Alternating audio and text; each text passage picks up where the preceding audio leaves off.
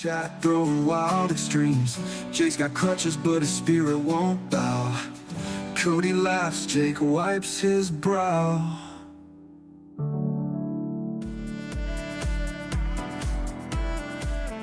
What's going on, ladies and gents?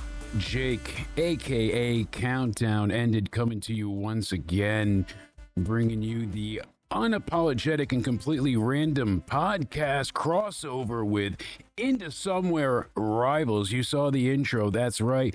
It's a special episode, and we've got the one, the only, the co-host of the year or the century, Cody O'Needy316. Give me a hell yeah. What's going on? I can't wait to get into this video because there's a lot of superstars that we have to say, are they better off as the baby face, or are they better off portraying themselves as the villain? And who do you want to start off with here? I mean, the biggest topic this year has to be the total abandonment of the John Cena heel turn. I mean, the company seemingly had no plan moving forward, and that's why they quickly came up with this Brock Lesnar angle to counterbook against AEW's PLE. Before we get into this heel turn, since we'll have to base it overall, do you want to talk about his original short heel run as the Doctor of Thugonomics first? Or right? I mean, they never really considered that heel, and I pretty much he was. Fun at the crowd a little in those yeah, clips. I mean, but he was just more considered this lovable wise ass that people found endearing at that point in time. It worked for them, really. But I think it started off as a heel, but transitioned into a kind of baby face because of the reactions exactly. he got as the Doctor of Thugonomics. But You're not wrong. But and yeah, the current heel run, it I don't just know about it never lived up. The moment was one great. of the best moments I in mean, WWE history. If you're just basing off moments, absolutely. I mean, Spaz was there. It was in the dome. Where? Toronto. That's right. That's history. That's just not something I was there for. That's history. You witnessed a John Cena heel turn in person in Toronto. Yo, we clutched up in Toronto. In the dome. Mean, in the dome in Toronto. Yo, we clutched up in Toronto. People are gonna kill me with that. But it's in Toronto. Yo, we clutched up in Toronto. But granted, that was mind blowing. But that was the only reason they did it. They had nothing planned out. They knew that they wanted to incorporate Travis Scott. And then when things didn't work out with Scott, they said, well, what else can we do? They tried to pivot. That still wasn't working. And they pretty much got all the mileage and important matches that they needed out of the way. John could have been babyface and had all those same matches, granted. Right. But I think what this did was answer the biggest what if of all time. As much as they abandoned the heel turn suddenly, Meltzer, echoed what everybody was thinking and saying it was, the bad guy was mixed at best. It just, fans wanted to cheer him regardless of him being a heel, and they dropped it because it sucked. This part, though. What's that? The moments matter a lot, and I think a heel and face turn, that's why I don't like. We'll get to him soon, but Roman just being a face for reasons. But Cena should have had a big moment turning into a face, like he had a big moment turning heel. Absolutely. I don't think it just should have happened randomly. And the thing I'm with sorry, whatever. I mean, there was so much backlash from Backlash. And we saw the stuff with Randy Orton. They did this because of, R-Truth, and then the firing of R-Truth. And people are saying, well, that was a work. But it wasn't a work. They got rid of him. But the online... Triple H obviously lied and said, yep, all part of the show. All part of the... but it wasn't. Yeah, I'm telling you right now. The same people that are saying Liv Morgan's not returning, the same people that said Undertaker wasn't wrestling, the same people that said repeatedly that we're right, or... I'm just getting an ego. Sorry, but it needs to be said repeatedly, and I can't help but want to reiterate certain things here because, granted, it's just this could have been great, but they didn't have the scope, the mindset, the brevity, any of it needed, because John was never going to challenge it. He is too much of a company man. And he said, sure, boss, whatever you think. If they told him you're going to go out there and you're going to have a live sex celebration with Theoline the donkey, he would have said, really? That's great, Hunter. And do I use a condom or no? Yeah. You know it. You know as well as I do, because it's a bit of a clown show. Thing, when he was originally turning heel, Triple H even said, he said to John Cena, enough with this corporate BS. You're going to give me a real answer. Do you want to turn heel or no? Exactly. Is this a real idea that you're with John? And John said, whatever you say, boss. And Triple H looked at him like, come on, dude, give me something. Yep. Then he's like, then he told John again, no, just tell me, you think about it. And then Cena texted him ideas for the heel turn. So Cena actually didn't go full corporate man on that one. He actually had to make a decision. Exactly. But who do you fault for this heel turn? Because obviously I think he's better as a baby face, right? Creative. That's what I was going to get to. Creative failed John here because he did the best he could, but he went out there, apparently, from what I've been reading and somewhat told, John went out there with that first promo not really being fully workshopped, where it was like the you people thing. It was kind of like this is the idea where we want you to go. This is some of the lines, but... Which made no sense whatsoever, because how many years now have they been cheering him? Because they haven't booed him for a while. Yeah, exactly. And... it's just unfortunate. So I think everyone's grown to appreciate Cena, right? Even the haters. Basically, I think everyone's just grown to appreciate him. He got cheered, so the you people thing never made sense, in my opinion. And I always criticize, this, about his little like talking in this like villainous voice. His voice didn't need to change just because he's a heel. Yeah, exactly. And he made the best case for an Oscar ever at the Elimination Chamber. I mean, he really did that when his face turned in Toronto. Yo, we clutched up in Toronto. I mean, my God. Because I think no one actually believed John Cena would turn heel in his final year.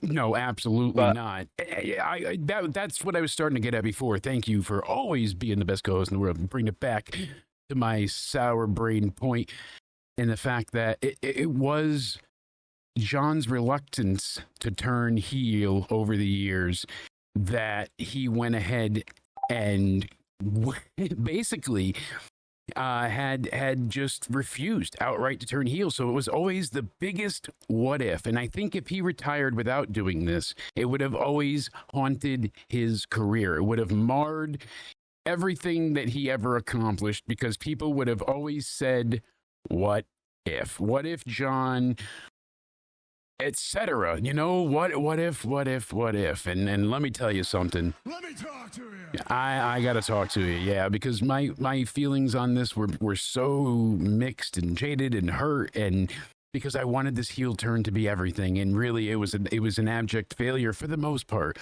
But yet there were moments of glory. But I don't wish it didn't happen, because what it did was exemplify how badly we need the John Cena in WWE. And when I say the John Cena, I don't just mean him, but I mean that top babyface. And Cody can still be that guy. They have marred and damaged him here and there. There's a few little notches in his belt that he's earned, and some maybe not so well deserved, in the sense of, he's been punished and dealt with some choices against him.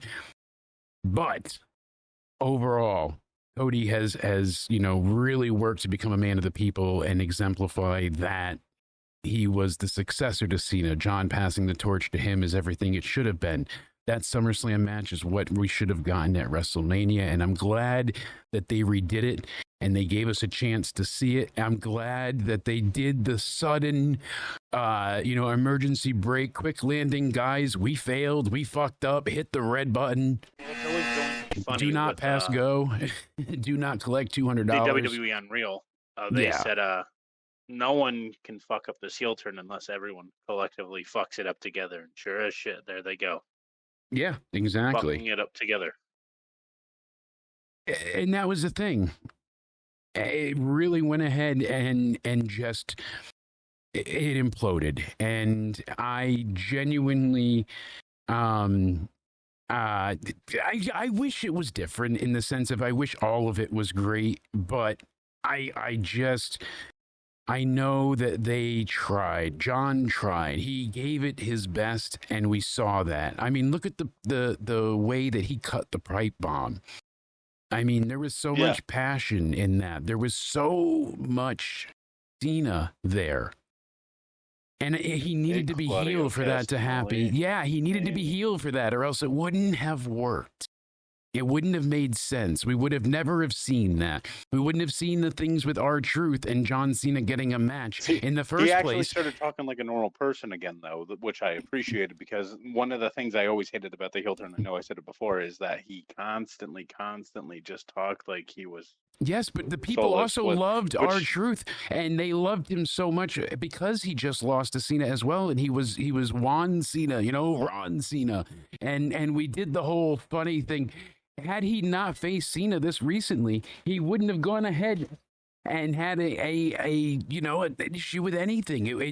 He probably would have been let go, and people would have been very upset, but it wouldn't have struck a chord as much as it did because he was so in the zeitgeist, being such a focal point of an NBC main event on Saturday night, main event, and then going ahead and also being involved in everything with the Backlash finale, final finale of the main event. You get my point, my stoner brain, but still, I genuinely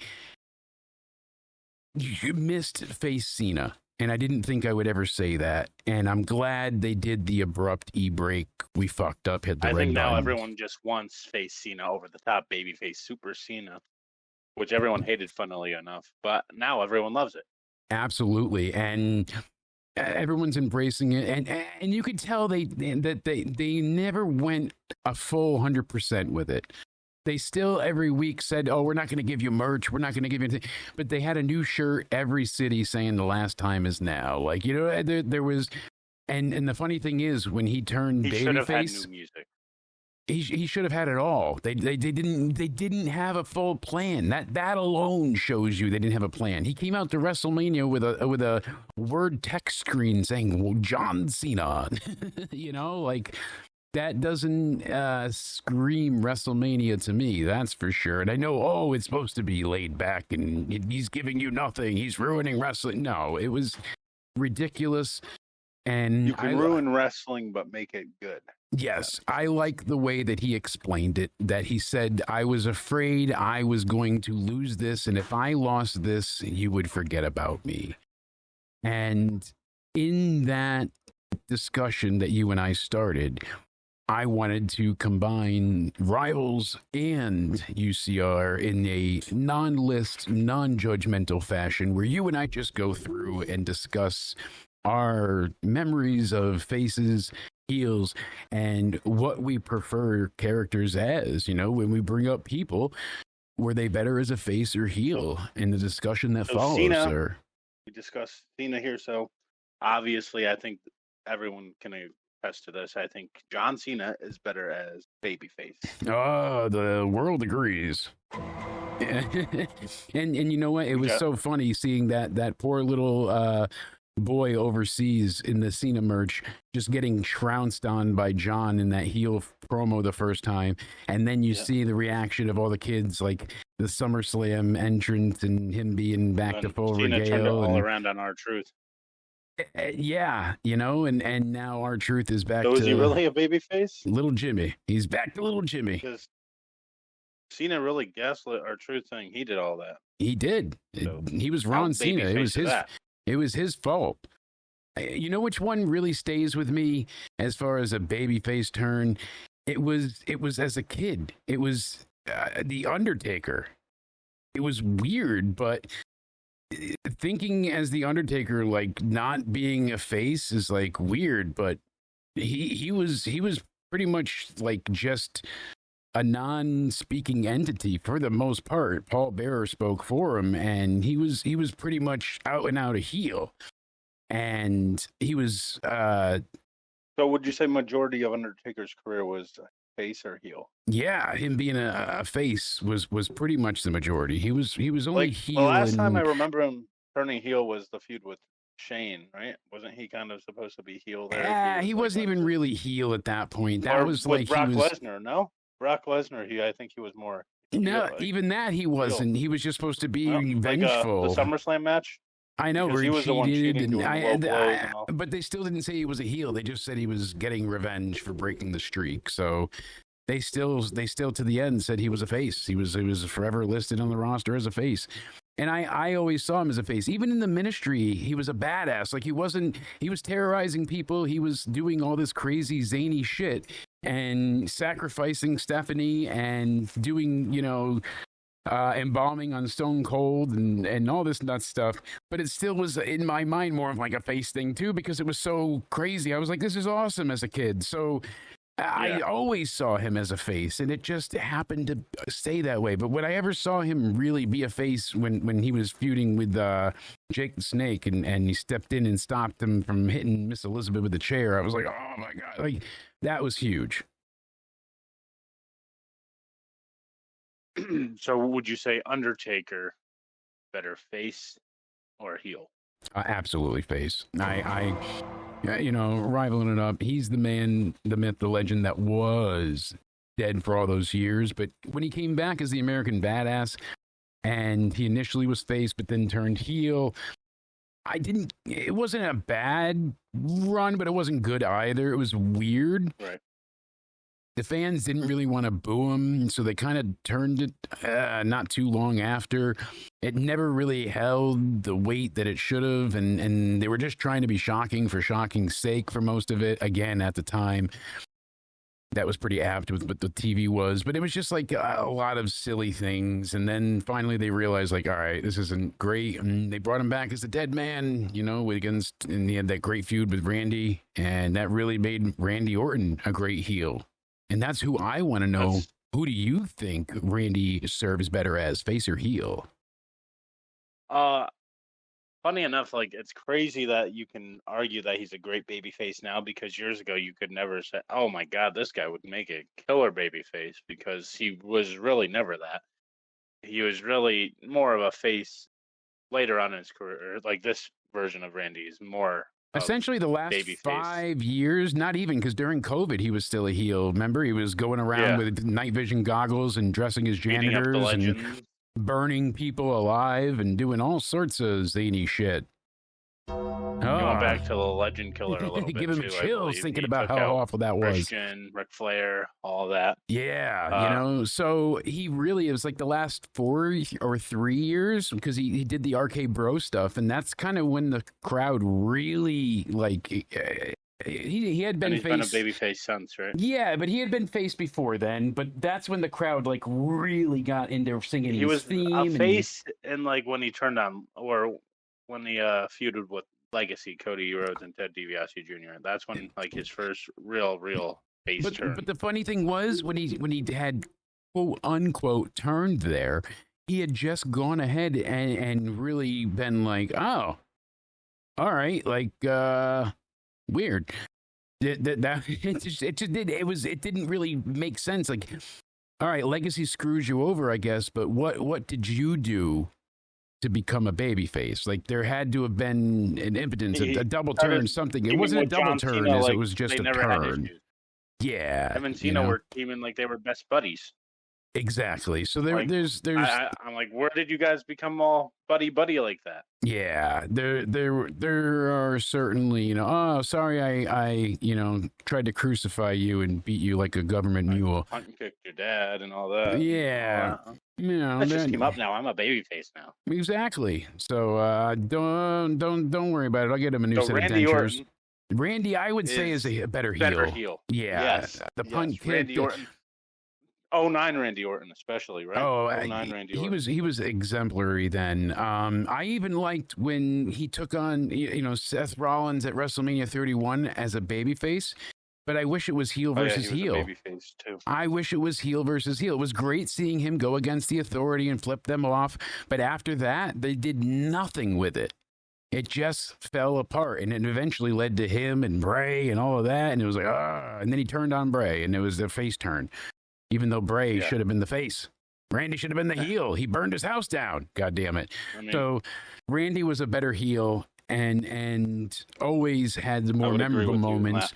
Remember the home assault with Triple H and all that stuff, and like there's so many great him assaulting Stephanie in the ring while Triple H is even if the match sucked at 25, like the licking her and after the RKO, and he punt kicked everybody that you wanted to see. He was a legend killer for so long. I mean, taking out Mick Foley was pretty much a highlight for him for sure. I think heel Randy all day, every day. How about you, sir? You're definitely heel Randy. Yep. Yeah, I think heel Randy pretty much always was the best. We agree. We concur. Here's one I have for you. Becky Lynch. She's certainly, a polarizing one as far as face and heel goes, because she has made women and men cry seeing her perform as a babyface and capture the title in the first women's main event of WrestleMania. Here's what I'm going to do here. This heel run I was wrong about, because I remember discussing on the Raw review after WrestleMania saying this is a terrible decision. It seems forced that she's turning heel, and it still kind of does seem like a forceful heel turn. Like, what is her reason of turning heel? Yeah, but it does align, thankfully, with her executed husband. Yeah, since her husband came, out of WrestleMania heel, and so did she. I guess it aligns them as the true power couple, as she said, her and her hot husband. And I genuinely feel like I prefer her work as a heel, which first encompassed her work as the man. Because remember, her as the man was the heel turn at first on Charlotte at SummerSlam after she lost. Yep. She lost and snapped. It was like all the promo made no fucking sense, though. Here's the why problem. I might not actually lean heel, though, because her two other heel turns, fucking forceful as all hell, and made no sense. But Big Time Bex was just fucking kill me. Sorry, but. I didn't mind Big Time Bex, but see, I feel like her face runs post WrestleMania 35, everything she did with NXT and all that stuff feels, even with the Pinner Girl, it still feels more forced as a face to me, in the sense of it's very contrived. It's very, like, oh, she's forever the underdog that needs to be, Becky Lynch. Sami Zaynism. Becky Lynch was so over when she originally turned heel. The crowd even cheered it. And then on Raw, she talks about how everyone was booing her and no one has her back in the WWE universe, which made no sense. Then they had a course correct, and I believe that's when they turned around to Rousey heel, right? Yes. And then she snapped mentally because she couldn't take it. Damn the man, screw the woo, and no more Mrs. Nice Bitch. That's right. That was a great line. And that's when she started to figure out a little too late that the business was a work. She was forever of a mindset of a lot of things being a shoot. And, people talk about Batista with his famous, thumbs down on Triple H being one of the most memorable moments of his career. And when one of your most memorable moments being a turn certainly speaks volumes. I mean, Shawn Michaels is one with Marty Jannetty. Yeah, he threw himself through the window. We've seen it all. I wonder, Daniel Bryan. Ooh. Okay. I like this idea. Let's talk this. By the way, I think we disagreed on Becky Lynch, right? I think she's a better We did disagree. And that's why there is no judgment. Is we're going to leave it to the fans in the comments. They're going to let us know what they think. You guys tell us, please, who of the two is better, face Becky or heel Becky? Let us know. Daniel Bryan. So I'm originally curious. He started off as a heel technically when he debuted with Nexus, right? We're going to go to the whole shebang. Then he got fired the next day or something, right? Yes. Then he returned at SummerSlam to be on Team Cena to face Team Nexus or whatever at SummerSlam. Yep. And he was kind of like a generic heel then until he won Money in the Bank. Then he had more of a personality. He started growing this ego. He got AJ Lee with him eventually, and he got the World Heavyweight title after the ego cash started in. building. And then the Sheamus match happened, and then from there we got Team Hell No, and that showed such personality, and that was a heel thing at first. Yeah. Yeah, it was. So they were heels with that, but they were portrayed as such great characters and doing such amazing character work with each other that, again, yeah, you really got them to get over with the fans, but it wasn't quite the babyface team yet. They would turn into one, and Team Hell No certainly... They would argue with each other for weeks and weeks and weeks. It was, so do I. And it was because of their slow work towards becoming a cohesive unit and truly embracing their face turn together. And their anger therapist also had anger issues, which was hilarious. You know, there were so many great elements to it, and Dr. Shelby certainly was one standout. Dr. Shelby's amazing. Dr. Shelby was great. I would like to say with Bryan, because his heel turn with the ego maniac of the planet savior, you know, Captain Planet, he genuinely was fantastic in that role, and the work I think he everyone delivered, kind of liked it though. But I liked him being heel, but again, that was a preference. I don't always want to hate my heels. I like the bad guys. It's nice to like the bad guys, but he wasn't a cool bad guy. He wasn't a bad guy you were supposed to like. So I wasn't agreeing with him. I was just enjoying what he was bringing. But I wasn't siding with him. I didn't always want to see him win. I didn't want to see him retain, but I wanted to see him always, if that makes sense. Despite I wanted to see him about this, though. Regardless. Biggest run of his career, him versus the Authority, where he was the babyface fighting off the Authority. Yeah. According to him, that basically all meant nothing. Yeah, he says WrestleMania, you know, it was a not that memorable. AEW's turn was, and if we're considering AEW, which we've only really talked WWE so far. I think that's Tony Khan saying to say that. You never know. I mean, he could mean it. I think he does, because they didn't let his wife be out there, and there was some tension with that. I don't know. The whole thing was silly, but granted, I'm still of the mindset that it's some bullshit, and that Mania win was for, you know, Connor the Crusher, and that should have been the takeaway from it. Yeah, that's why I'm surprised he didn't. So him shitting on that feels like he's forgetting, or at least crapping on the Crusher's legacy in some regard. Like, not directly, but you get what I'm saying. Like, I'm not being an SJW and be like, oh, the poor kid. Like, it was great what he did for him. That's someone you have to remember for life, and I hope he's always in contact with that family. Yeah, like the first person he walked to with the title was him. To me, that would be. So if you're a wrestler, and like AEW might have been more special because your family was there, but I wouldn't have talked about Mania like that. I would have been like, but it meant more to me in a different way, because I saw that I was somebody's hero, but I couldn't save him. Family, but like, if I was a wrestler and that was a fan of mine, like, that would just stick with me for life. And always making sure the family's good and stuff. It's not a direct quote either, but it was something along the lines of like, I'm this kid's hero, I can't save him, you know, and it was breaking his heart. And I figured that would have had some lasting value, but I guess Tony's check signs all allegedly. You know, no disrespect, but I feel like he was better revered as a face. He's done some interesting work as a heel in AEW, but overall the face run there as well was more exemplary. Team Hell No thing didn't work as a heel because he was just always likable. Exactly. And he was cheered. They both were. So again, you and I agree, right? Face, yes. Yeah, face. I'm not trying to stick to all males here, but I do want to know your take on this. Seeing it with his recent passing, Hulk Hogan, as my daughter used to say when she was very little.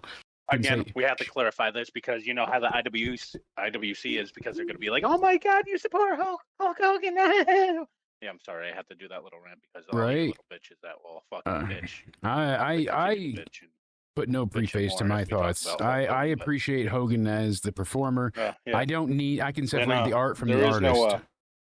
There is no WWE. We want to be doing this podcast right now. if it These are the wasn't for people that the Hulk still talk shirts. about the SmackDown 6 with Chris Benoit's matches involved, and Yeah. the TLC, with Jericho being the best one. And that's those are never the same brought up. fucking people that say separate the art from the artist, whatever the fuck it is. And Yes, Pop. Yeah, absolutely, my friend. You nailed that. What are you going to do? Hogan, I think, is the penultimate baby face, obviously, and I would say he was a better face. But ooh, I think he was more creative know. as a I heel. I think his baby like face Hollywood was Hogan very more. I think his baby face he's the ultimate forever iconic immortal Hulk Hogan. And he earned that legacy for everything he accomplished and then some, for how he brought it to mainstream audiences and everything he accomplished. he did But that twice. it was very, say your You prayers, revolutionized. the eat your wrestling vitamins, drink business milk, twice. don't get raped by a Catholic priest, and make sure you go ahead and buy a Hulk Hogan.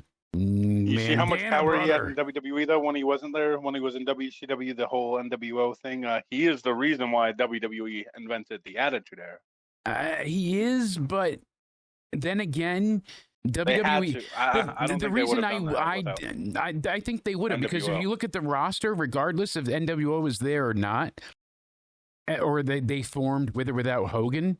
Let's say they put Sting with them and they didn't. Hogan stayed babyface and they decided not to go that way, and he feuded with them and it went nowhere and they beat them and that was it. They were still going to have a difficult time trouncing them in the ratings because all the stars were in WCW, essentially, the Hogans, the Randys. But people were, like myself, were getting tired. I didn't watch WCW because I didn't want to see most of those people still. I liked the new, young, the Undertakers, the Rocks, and so on and so forth. And that's what WWF was betting on the long term, in the sense of let's build up the roster that we do have. Let's invest everything we can into the guys we got here, and let's make something, chicken salad out of chicken shit, basically. Motherfuckers. Can I mention something real quick off topic, because I Absolutely played, not. Yeah, go ahead. we're debating WCW and WWF Attitude Era, Yeah. Nitro, all that. I've played all the wrestling games on the Nintendo 64, and off topic, but can we just say how No Mercy is the greatest wrestling game of all time? See, I wouldn't agree with that. I would say WrestleMania 2000. What? I like WrestleMania 2000 over No Mercy. I like the entrances better. I like the fact that my save file didn't erase a million times with that stupid bug in story mode that would start you over. I did like the bridging paths and story modes. I did like the bridging paths in story mode. But besides that, I feel like the creative suite was better in 2000. You could change more. You could change the animations. And I like the entrances better. I like the entrances better in 2000. I felt like the entrances got dumbed down. Even though they were a little bit higher quality, they got dumbed down in No Mercy. It was just a stage. The whole way through now. So these are for the people that listen the whole way through. No Mercy or WrestleMania 2000? Yeah, that's a real question, because I mean, the WCW NWO Revenge or World Tour, whatever it was, which one first? That one was good. The follow-up was okay. That was a good game, yes. Yeah, and I didn't like WCW at all, but I was playing the hell out of that game because it was fun. And then when 2000 came out, I couldn't get that at first. I called every video store with like 100 miles and nobody had it. And then finally, I had gotten it bought for Christmas, but my grandmother was like, here, you could play it early. Like, that was like, how cool she was. But I just couldn't tell anybody else kind of idea. And I don't think I got off that game. Yeah, I didn't really watch TNA that much, because I was just little, like 2005. I'd just been around wrestling my whole life because my family's wrestling fans. Yeah. So that's the same thing with like the TNA games that came out. Like, I always played those. Like that TNA Impact, you know what I'm talking about, right? Yeah. The one that was on topic too long, but yeah, what was that, on PlayStation 2? Yeah. Yeah. That was a fun game. Yeah, exactly. But yeah, get back to the heels and faces here. Well, I mean, that's going to make a lot of people either heel or face in their eyes with us, because No Mercy and 2000 both hold a lot of weight as far as nostalgia. Who's the heel and face on goes. this show? I Faces don't or know. heels, or I think you it the kind heel of on the face, shifts. vice versa. I don't know. It depends on what kind of stewardess we're encroaching upon. But I mean, you did say your great great grandfather Harry Elliott was he's 101 years old, still alive, crazy. But you said he was the promoter of Seattle wrestling, right? That was me. Fucking play along, goddammit. Oh, yeah, yes. I that said guy. you were 107 the other day. Jesus, you don't remember great grandpa So Elliott? I'm older. He was I'm the older sole than my promoter in great-great-grandfather? Washington, Idaho, and Northeast Oregon, you were telling me, from 1958 Wait, all the way to How does this work, 1969. though? How am I older than my great-great-grandfather, though? Tell me what the hell happened. The time-traveling lawyer? Oh. Keep up with the He sent me- timelines, my friend. People are Sorry. keeping up with the lore Sorry, here. okay? I mean, it's bad enough we're battling whatever virus has gotten into my Okay, exploit you know what? with this stupid AI that keeps taking over the show. I'll turn heel here because, I get mixed reactions about this one, but let's talk about who's a better face or heel with Liv Morgan. How about that? All right. You know what? I'm going to break kayfabe for you for a second. I have to do it for you. I'm even going to break my rule because, this will come out tonight. Obviously, it's going to go up immediately. And I want the people to know that I am under the full weighted belief, due to my forever repeated email chain source, that Liv will not be returning at least until November. San Diego Survivor Series lines up with a planned apparent heel turn for Dirty Dom. Everybody wants to chant it. Everybody turn, you wants to mean? do it. Yeah, excuse me, face turn for the Dirty Dom. That's something we can discuss here because some people say they don't want her returning as a heel. Doesn't returning as a face. She'll doesn't make sense for her to be a face. You should still return as a heel. It doesn't What make do you think of sense that? if Dominic's a heel still, I think. Unless they have some great planned story But of her, like saving, the turning, pop- whatever, getting him on Liv's coming Judgment back Day. from injury in the pop. How can she? That's what I'm heel saying. still? People are going to go nuts for her. They're going to want to see her. I mean, she can still have the sass, the attitude, everything that makes her great. And Yes, she can and- be. She can keep the same character, Yes, but just treat the heels like that, like how she used to do to the baby faces and grab. exactly. And she's done the babyface thing before well, but I think this time she has a chance to people are really saying be They didn't like her. the original champion face Alexa run. I'm Bliss wishes she could have been. And I don't mean that Here's disrespectfully. the issue. I don't like comparing Liv Morgan's babyface run in like 2021, 2022, 2023 because that Liv Morgan is a completely different person than the Liv Morgan we got now.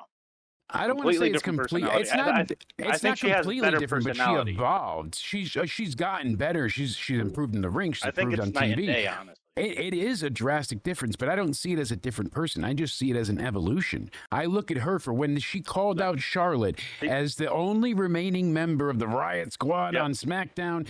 She was alone. The She was famously pink hair, downtrodden. blue-tongued Liv. Yeah, exactly. And she went ahead and she was like, "I'm calling my shot," and she lost. And the audience, myself included, were like, "What the fuck? They're never going to give her a chance. They might as well let her go." And goddamn, thankfully we were wrong, because look at what it turned into. Yeah, I'm glad we were wrong too because, me, I unfortunately wasn't on board with her at first. I was like in 2020, NXT right? when they started, because I was the NXT guy at that time. That was my job. I was covering NXT, and I would talk about it with Spaz on the weekdays. And we'd go ahead, and when we covered it live too, she was always one to go ahead and get over then, and that's when they were doing the tape shows, and then when they went live, and then they were doing like the weekly things, and then it just always improved. And when they got called up with the Riot Squad, it was working. It really was. People Here's the thing, enjoyed though. them. Can you compare face Liv because people are worried about her turning face because she's didn't do it as good in her more recent face run? Can you compare that Liv though to this Liv? Is what I'm saying. If she turns face again, No, we no, compare? I absolutely get your point. You're not wrong. I mean, she is a different person, don't but know if you I like to view it as an evolution rather than just her being different. But that's I why like to see it as because her people are growing saying and she didn't changing. play her last face run that great. Some Liv fan, I'm like, if you're a Liv fan, don't you want her to say, yeah, she can kill both roles. She can kill a babyface. She But can see, I kill a thought she heel. Why do was you want her to good just be as a one face dimensional? then. She had, even with the tag title run and stuff with Rio, even though that was short lived, like people were really behind them and Yes. they quickly But each excelled in their own ways. is this face And run going to be different, though, you would say, than her last one? yeah, oh, absolutely, hands because, like you said, That's what I'm she saying. is. You She can't has. compare. I'm saying, yeah, I'm agreeing with you. It's an argument of semantics here. I'm being a stickler, but yeah, no, she has a different person than she was before. That essentially is the definition of an evolution. But I'll concur with you. I agree, though, that she's better as a heel thus far. What she's done as a babyface Oh, yeah. has not been lackluster, Liv. It's just not been as It's good as crazy, her though, heel because, stuff. like, real life, she's probably one of the nicest people ever, but, like, when her character, Liv Morgan, she's an amazing heel. It broke my heart seeing the way she was treated. You know, like law enforcement were so excited to have a WWE star there and all that stuff that got out. And the Yeah, way they she, knew you who know, she was and- because they're like, yeah, oh my god, you know who that is? So they wanted yeah, to just have a WWE star in there.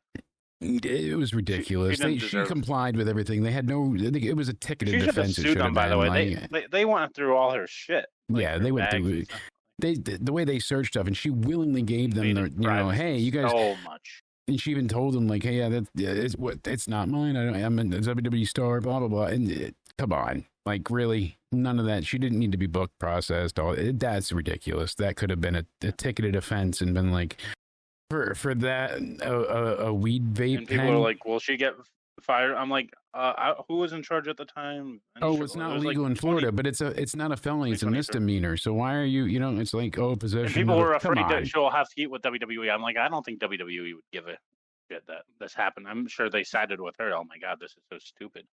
Just like when Walmart prosecuted she was the one that used to do the dance with the bubbles. Oh my goodness, I can't think of her name, but she went ahead and she took an iPad case accidentally from self checkout. Like I guess it didn't ring up when she tried, like she wasn't taking things. She thought like everything rang out right. And then when she left, like, oh, instead of being like, oh, miss, you had an issue or anything, they're like, oh, no, you're trying to steal. And right. At first she was going to be like fired. They let her go from WWE and then they fixed it. Emelina. That's right. Yeah, Emma. Kaya, right? Or no, how's her name? Now, I wish Neil Dashwood. I'm so embarrassed that I can't remember that. That was going to drive me nuts. But yeah, granted. Thank you. So look at that. The lights it delivers. I appreciate it. Granted, you think she's coming back as a face, though, right? I think so. I think she's absolutely coming back as a face. But I'm excited to see what she does. But I think you agree with me. She's the ultimate heel so far. Because the laugh just works better as a heel, by the way. No, I absolutely. don't know. Because that laugh just, like how she presents herself, like, wow, yeah, like with the sassy talk. But I think it'll work. It's gonna be like the MJ. It was working with MJF, like the people scumbag kind of thing. I think her and Dominic are gonna keep their same characters. They're not gonna be like, oh, I love you, like they're Barney the dinosaur out there. Yeah, I think they're especially gonna keep Dom. their That's same not his style. personalities, He's still gonna be a smarmy dick. It's just gonna be a towards the smarmy dick. heels. Yeah, that people enjoy. Not that they don't Good enjoy guys him that now, do but bad on their things. side, exactly. They're gonna do the bad things to the bad guys, though. Mm-hmm. Okay, well, speaking of one of my favorite bad guys, he lies, he cheats, he steals. Do we even have to say if he's a better face or heel? I mean, I feel like, you know, even when he had his Mamacita and then turned on her, that broke my heart. I like China, honestly. And before we get into Eddie Guerrero, China was a very interesting one. And so gladly, she was a initial heel that worked so well because of her size, her look, her stature. She had that physical, that prowess to her. My father thought she was the sexiest thing in the world. I didn't think she was ugly by any means, but I didn't think she was the most attractive. And I still have her Playboy around here somewhere, I have that. I have the Sable one. It's like the crazy things that, happened in WWE at that time. Now, could you imagine, they fired Mandy for doing the OnlyFans route. And then could you envision, you know what I mean? Anybody live in Playboy, if only, they do not do that anymore. And they don't need to. That's the thing. Like if any of them wanted to, I feel like they should have the ability to, but I don't think, they're trying to be family friendly, so I get why they wouldn't want them to, but it doesn't go with your role currently. Right. But, it should be up to your discretion. But realistically, I'm glad that I wonder how many of those were like opportunities or just like leveraged paychecks that they couldn't pass up. You know what I mean? Like, here's $2 million and 5% of whatever you sell in the magazine. And you're like, and WWE is going to push the fuck out of it. So you're going to get an extra $8 million. Absolutely. How could you pass that up? So I worry how many of those were, especially knowing what Vince is alleged of doing in that whole documentary. Everything with Janelle, it certainly would not surprise me to know. But besides your great grandpappy Harry Elliott, still alive today, I truly believe that China was better as a face. You know why? She made people believe. She had little girls want to be her. She really was like a true role model. And I feel like the politics of her ex and his current wife and all that happened with them cheating, and Triple H cheated on her with Stephanie, and that he got caught writing Stephanie a love letter. That's how that whole thing came to be. Right? Crazy. So, yeah. Can you imagine Triple H writing poetry? Stephanie, I am the game. My dick's not lame. You are pretty. Jeez. Suck it. I love Hunter. I'm in rare form, sorry. But Milo agrees, see? I just genuinely wonder, had she been able to stay around, would she have been one of the bigger names running still? Because of how she kind of got blackballed a bit and never really got a chance to do much else. No, she wasn't amazing in the ring, but she did well with what she was given and what she had to perform. And her coming out with that bazooka, being a badass, I really enjoyed that more than the heel side of her. I felt like, her having Eddie as a boyfriend and the love relationship and everything it entails, her as IC champ and so on. I liked it. I was behind it. I would have been fine, especially in the Attitude Era. Not so much now, but they have, a women's title that actually means something. Her being women's champ then didn't mean nothing until, a few years later. But at that point in time, the women's title was like, barely ever defended or forgotten about unless it was a bra and panties match or an evening gown or a pool. So I could have seen her be WWE champion. And apparently that was talked about. And I had read and heard a rumor that Hunter had shut that down. And I could see people fighting against that, obviously. But they could have sold it. I really think they could have done it. Like, think about it. If they used the heat of Triple H, and like they did with Edge and Matt, Yeah, that could have been something. They could have had Stephanie in Triple H's corner, and maybe even Eddie and Hunter and China's corner. Go ahead and have her beat Triple H for the title. That could have been one of the biggest pops of that time had they done it right. But I could just be crazy even thinking it. Some people will say I'm absolutely insane and it would be worse than David Arquette winning the belt, but I really don't think so, because look at how people look back fondly at her holding the men's IC title, right? I genuinely view her as a babyface through and through. What do you do, sir? What say ye? We're going China, right? Mm-hmm. China, I think, ugh, better face. Ah, you said Butterface? You heartless bastard. Look at that. So now we get into Eddie Guerrero. I mean, Okay. need we I'm say sorry. more? Eddie Guerrero is a way better heel than he is a face. I'm sorry. Yes. Eddie But fucking you know Guerrero what? is Was he? legendary.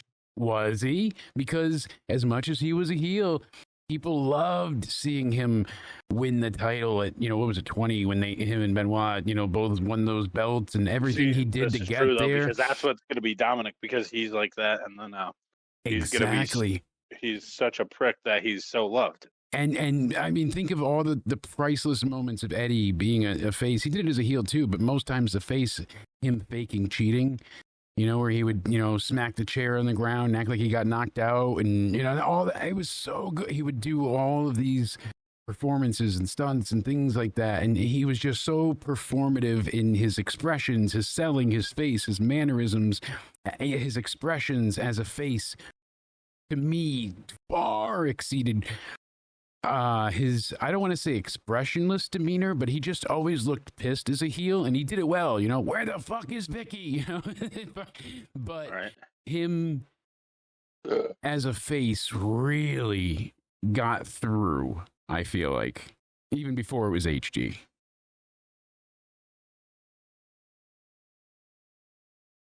I'm not sure, if I swayed you at all, but what's your judgment? Eddie Guerrero, heel through and through. I really have to feel that way. And in kind of a rapid fire thing, I mean, Bret Hart to me would be a heel. I know so many people look at him as a face, but I liked him so much better as a heel. I genuinely feel like the heel work we got from him was intriguing, and it pissed you off, but it was entertainingly frustrating. Like you did want to see him get his ass kicked. And he's like, oh, listen to this whiny bitch. But it wasn't like, oh, he's a whiny bitch. It's like a complainer, but he backed it up. So it just had that, oh, my God, everyone's screwing me over, and I've got a black cloud over my head, and it's a conspiracy kind of idea, and all the shit he would cut. It was great. And you look at the double turn that him and Austin had, that they just, brought into the Hall of Fame. Obviously, that deserves to be there. I genuinely will always stand by, that and say that Bret was better as a heel. Oh, yeah. Bret the Hitman Hart is a way better heel. What about this one? Kevin Owens. Ooh, he's someone that does good as both. He's one of those guys that just. For as can much play as either people well. instantly go to heel with him, and I do think the heel side edges out just a bit more, he is an excellent babyface. He comes in, no one really knows how he is in NXT. It seems like the former Kevin Steen, he makes his debut at TakeOver All Evolution. CJ Parker breaks his nose in the fucking match. And he comes out to celebrate Sami Zayn's title win and then just destroys Sami. Oh, it was heartbreaking. His best friend, my God. And there's been, the festival of friendship with Jericho, Cody turning on him, and the stuff with Randy and this stuff. There are so many great heel turns with Owens. But think about him and Sami winning at Mania. Think about him fighting Roman at the Rumble and the reaction and the people. He makes them believe. Heel, face, whatever. The man is just talented. And I know he won't hear this, but I hope he knows how missed he is and how special of a mind he's had for this business and how much it's been appreciated every step of the way. And I hate how at times we've seen the machine, corporate, creative, whatever it might be, even himself, it could have been at times, fail him. Right. But, maybe like the thing with Goldberg, like, we can go on and on. But then again, you think about all the good he's had. And I feel like that outweighs any issue that there could be. I mean, just think about his debut and taking out John. And Cena. No one did that at I that think point John yet. was really over on it though. Unless you were the Rock or Lesnar, you were not beating John Cena.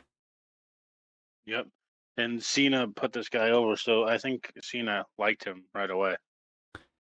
So, what do you think? That's- Better heel or better babyface? He's a better heel, yeah. Yeah. Glad we agree there.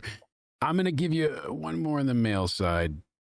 I know we've done a lot of, current people, but it's just people in current conversation that I want to keep up with. And what about the man that's leading the vision?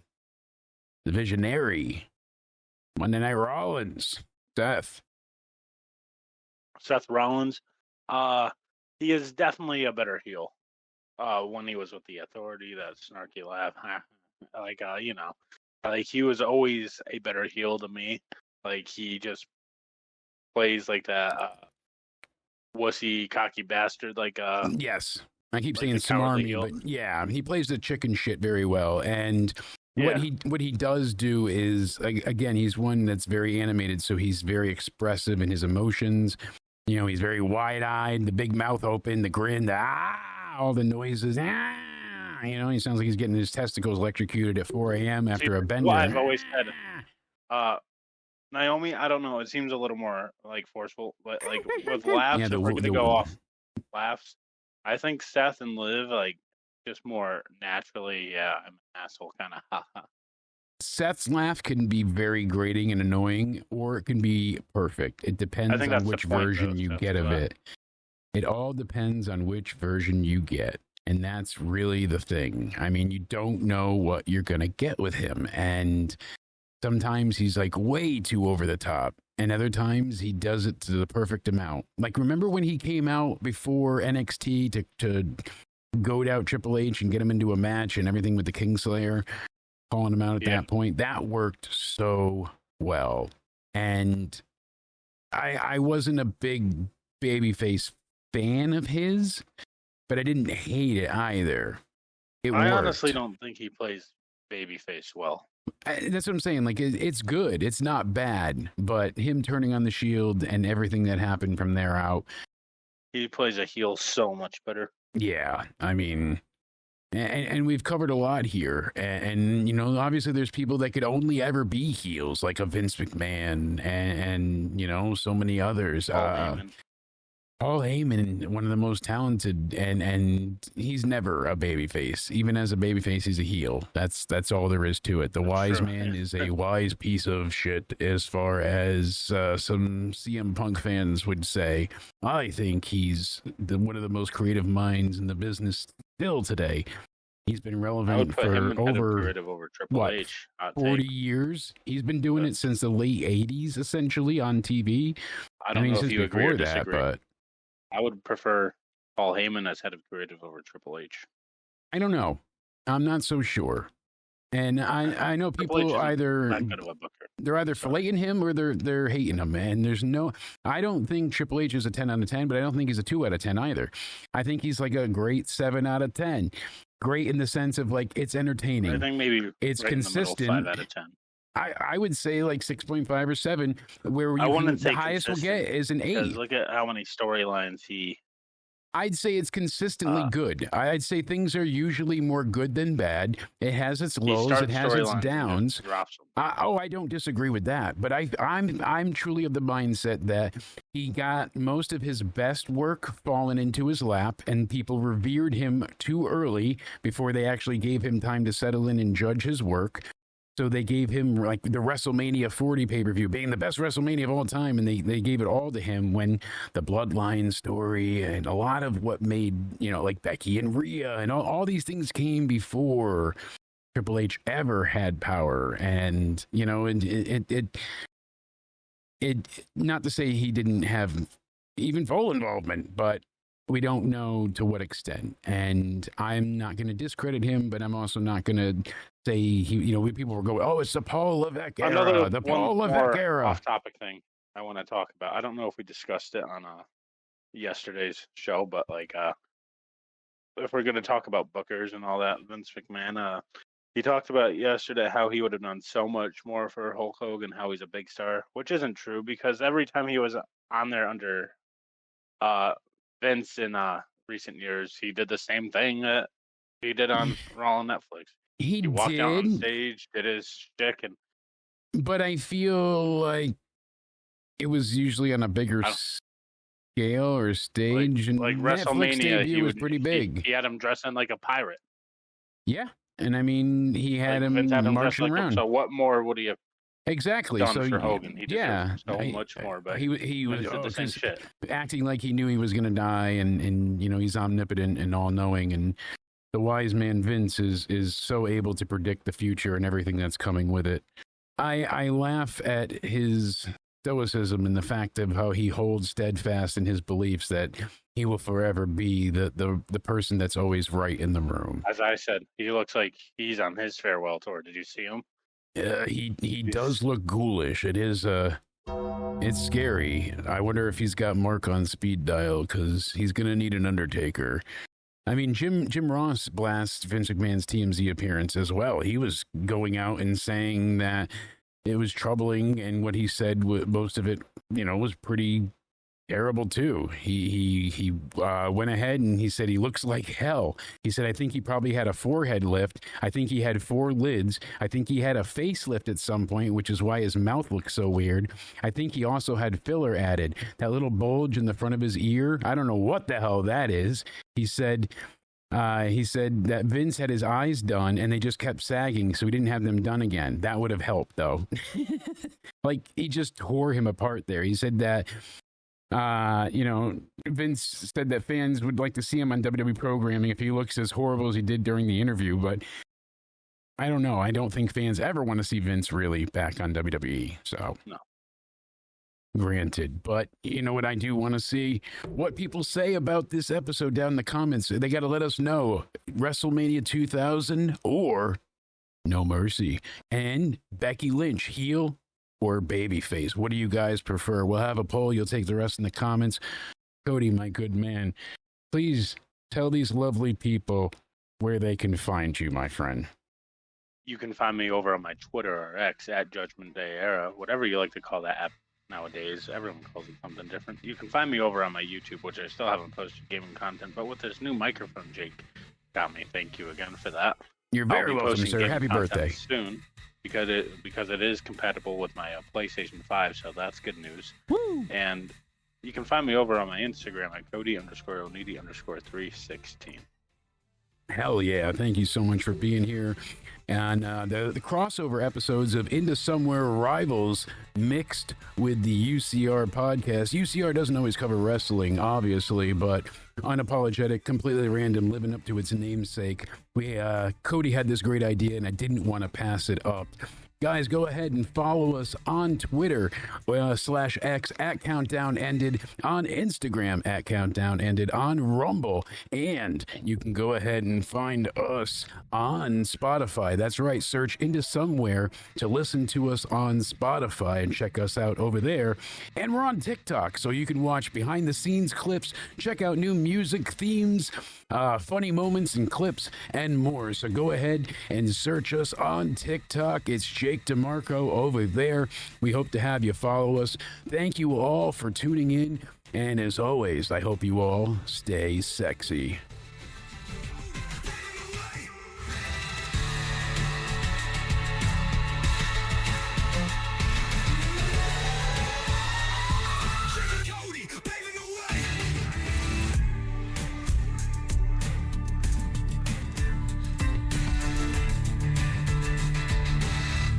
Champs of the mic, hitting the